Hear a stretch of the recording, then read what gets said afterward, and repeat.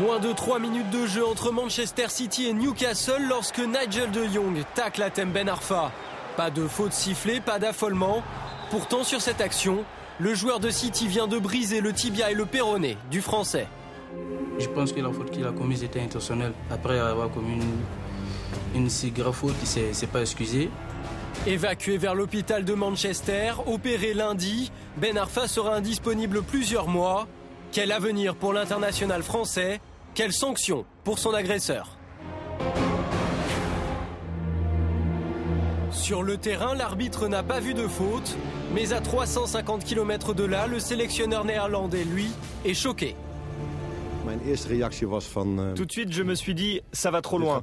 Il y avait déjà eu quelques incidents dans le passé, j'en avais parlé à Nigel, et là, une étape de trop a été franchie.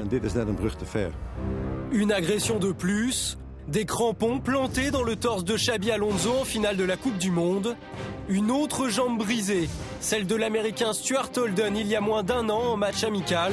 C'est trop pour Bert van Marwijk, qui décide d'exclure de Jong de la sélection des Pays-Bas pour les 2 prochains matchs. Une sanction exemplaire mais temporaire.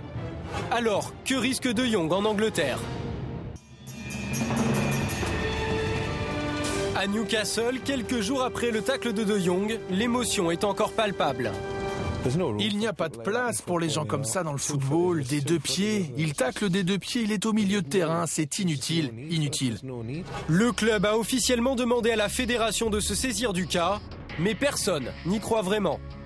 Pour moi, c'est une requête pour exprimer leur frustration. Je ne pense pas qu'ils en attendent vraiment quelque chose. Le problème, c'est que l'arbitre a vu l'action et a estimé qu'il n'y avait pas faute. Pas de jugement après coup alors que les tacles violents se multiplient en Angleterre et que Nigel de Jong n'a pas formulé d'excuses publiques. Reste que le dossier pourrait se complexifier avec l'entrée en jeu d'une 3e partie, l'Olympique de Marseille, toujours propriétaire de Ben Arfa. Les juristes, les avocats de l'Olympique de Marseille travaillent déjà.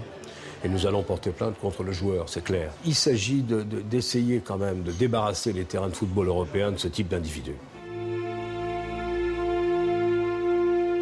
Opéré avec succès lundi à Manchester, Hatem Ben Arfa va devoir attendre de longs mois avant de rejouer. De longs mois pendant lesquels il devrait pouvoir compter sur un coup de main de l'OM.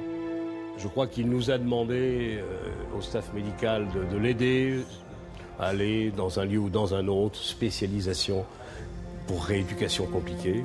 On fera tout ce qu'il faut pour l'aider, c'est une évidence. À Newcastle non plus, personne n'oublie la recrue. Des centaines de messages de soutien sont parvenus au club ainsi qu'au journal local. Il faut dire qu'il y a 2 semaines, Ben Arfa marquait pour la première fois avec les Magpies.